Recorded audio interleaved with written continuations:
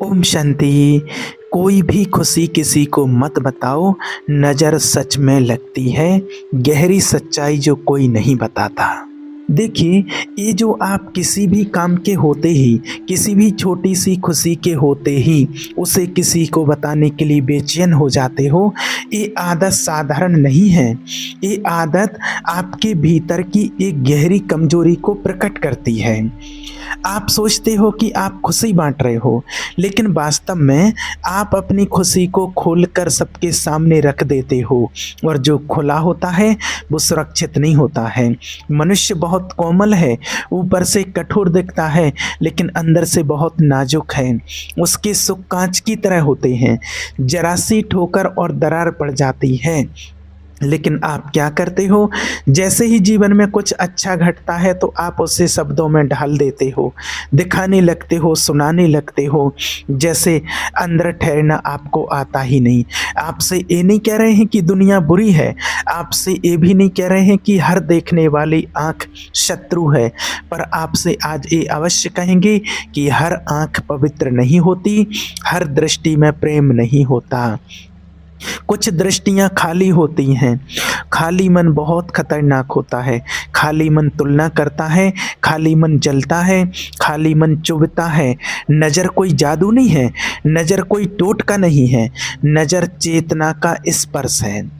जब कोई व्यक्ति आपको देखता है तो वो केवल आपको नहीं देखता है, वो अपने भीतर की स्थिति से आपको छूता है।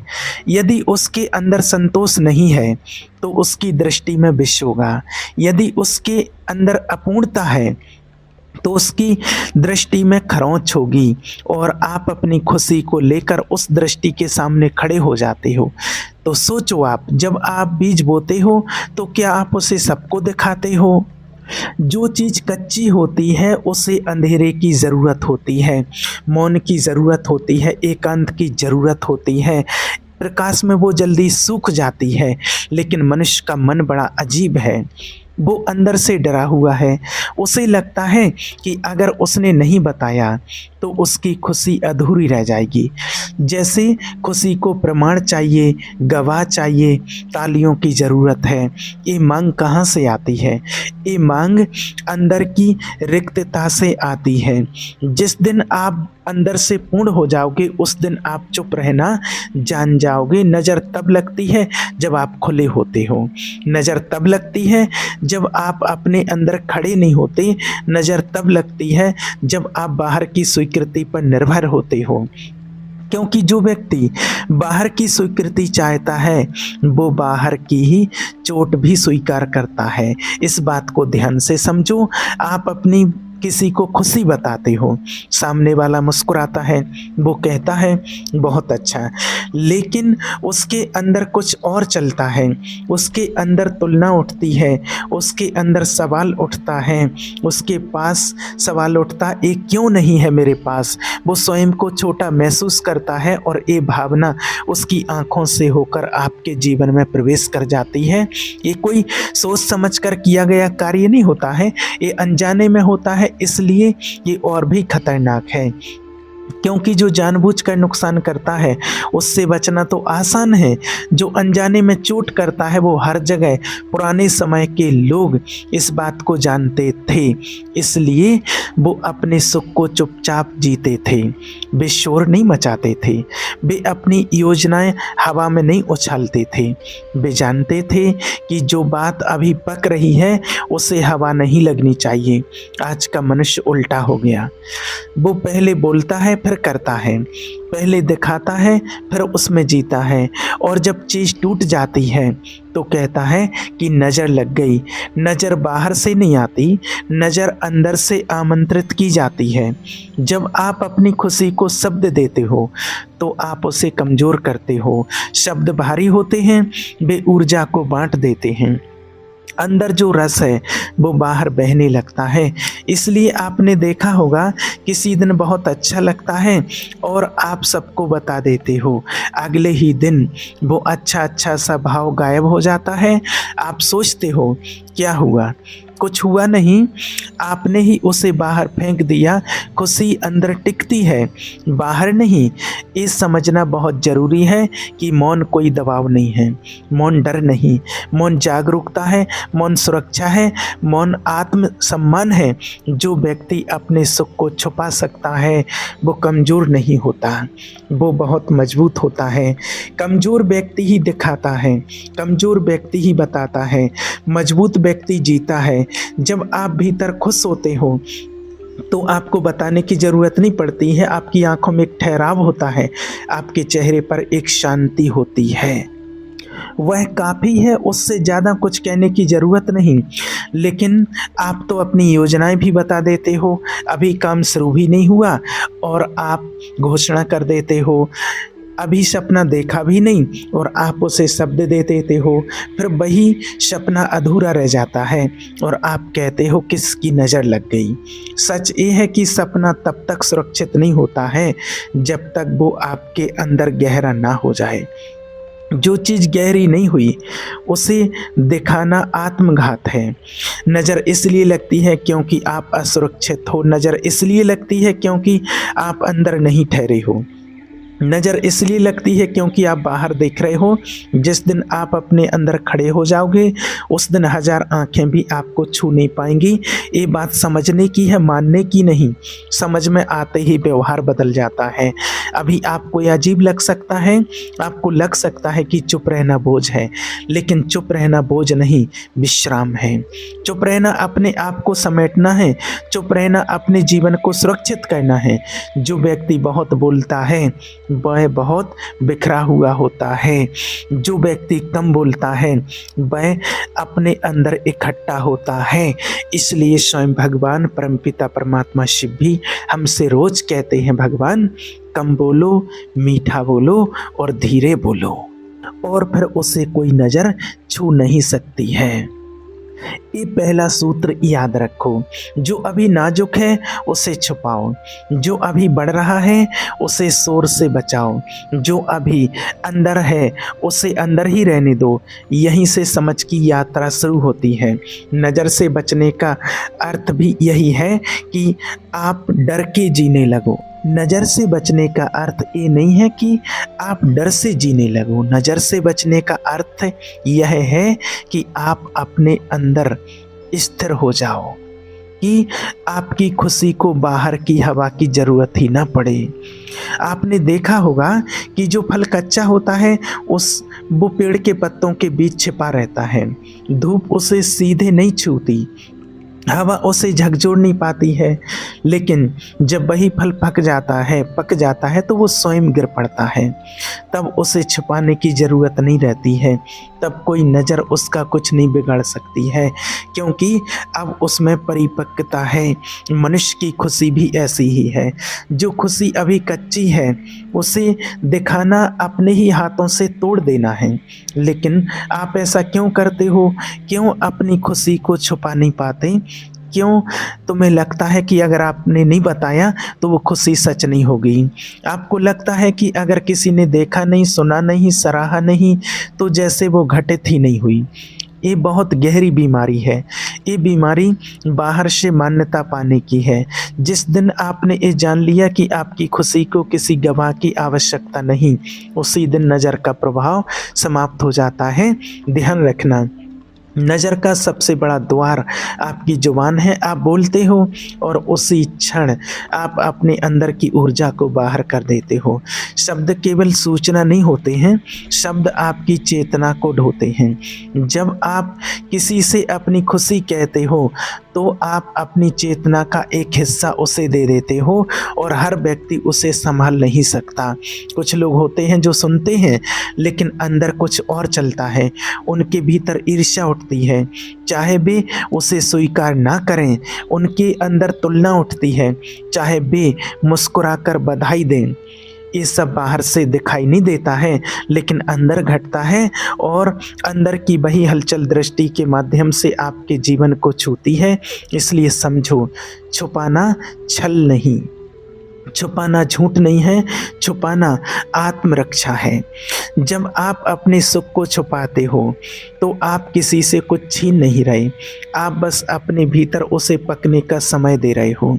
जो पक गया उसे फिर कोई कच्चा नहीं कर सकता। पुराने समय में लोग कम बोलते थे, इसका कारण ये नहीं था कि उनके पास कहने को कुछ नहीं था, कारण ये था कि वे जानते थे कि जो अनावश्यक है वह बोलने योग्य नहीं। वे जानते थे कि हर सत्य को उजागर करना बुद्धिमानी नहीं है। आज आप सब कुछ खोल कर रख देते हो, अपनी योजनाएं, अपने संबंध, अपने सुख, अपनी उपलब्धियां, और फिर कहते हो कि सब कुछ बिगड़ क्यों जाता है। आपने कभी देखा है जब कोई प्रेम नया होता है तो वह कितना नाजुक होता है। अगर आप उसे सबको बताने लगो तो वह भारी हो जाता है। लोगों की राहें, लोगों के सवाल, लोगों की तुलना, ये सब उस प्रेम को दबाने लगता है और धीरे धीरे वह प्रेम दम तोड़ देता है। फिर आप कहते हो किसी की नज़र लग गई, नज़र नहीं लगी, आपने उसे खुला छोड़ दिया। जो चीज़ अंदर सहेजी जाती है वही टिकती है, जो चीज़ बाहर टांग दी जाती है वही टूटती है। मौन इसलिए मूल्यवान है क्योंकि मौन में ऊर्जा बिखरती नहीं, मौन में आप एकत्रित होते हो, मौन में आप अपने भीतर की शक्ति को समेटते हो। लेकिन ध्यान रखना, मौन का अर्थ ये नहीं कि आप भीतर दबाव पैदा करो, मौन का अर्थ ये नहीं कि आप घुटन में जियो, मौन का अर्थ है बिना बताए जीना। जिस दिन आप एक कला सीख लेते हो उस दिन आपके जीवन में एक अद्भुत स्थिरता आ जाती है। आपको फिर ये चिंता नहीं रहती है कि कौन क्या सोचेगा, आपको ये डर नहीं रहता है कि कौन क्या देखेगा, आपको फिर ये आवश्यकता नहीं रहती है कि कोई आपको स्वीकार करे, क्योंकि अब आप स्वयं को स्वीकार कर चुके होते हो। नज़र तब काम करती है जब आपके अंदर खालीपन होता है, जब आपके भीतर एक प्रश्न होता है, क्या मैं सही हूँ, क्या मैं सफल हूँ, क्या मैं खुश हूँ। ये प्रश्न आपको बाहर की ओर मोड़ देता है और बाहर वही होता है जो आपको चोट पहुंचा सकता है। जो व्यक्ति अंदर से निश्चिंत है वह चुप रहता है, जो व्यक्ति अंदर से डरा हुआ है वो बोलता है। इसलिए आपसे ये नहीं कह रहे कि दुनिया से छुप जाओ, आपसे ये कह रहे हैं कि अपने अंदर से जुड़ जाओ, अपनी आत्मा से जुड़ जाओ। जब आप अंदर से जुड़ जाते हो तो बाहर की हद दृष्टि कमज़ोर हो जाती है। आपने देखा होगा कुछ लोग होते हैं जिनके पास सब कुछ होता है फिर भी वे दिखाते नहीं, और कुछ लोग होते हैं जिनके पास कुछ भी नहीं होता फिर भी वे बहुत दिखाने की कोशिश करते हैं। ये फ़र्क वस्तुओं का नहीं है, ये फ़र्क चेतना का है, समझ का है। जिसके अंदर संतोष है वो चुप रह सकता है, जिसके अंदर असंतोष है वो शोर करता है, और शोर हमेशा निमंत्रण होता है, शोर हमेशा बुलावा होता है। नज़र को बुलावा मत दो। जब आप कुछ अच्छा कर रहे हो तो उसे अंदर पकने दो, जब आपको खुशी मिल रही हो तो उसे फैलने दो अंदर, जब आपको शांति मिल रही हो तो उसे शब्दों में मत बांधो। शब्द छोटे होते हैं, शांति बहुत बड़ी होती है। याद रखना, जो चीज़ शब्दों से बड़ी है उसे शब्दों में मत उतारो। ये भी समझो कि कभी कभी अपनी ही दृष्टि भारी हो जाती है। जब आप बार बार अपनी खुशी को दोहराते हो, जब आप बार बार उसी के बारे में सोचते हो तो आप उसे बोझिल बना देते हो। अंदर का सहज प्रभाव रुक जाता है, सहजता मौन में रहती है, सहजता प्रदर्शन में नहीं रहती है।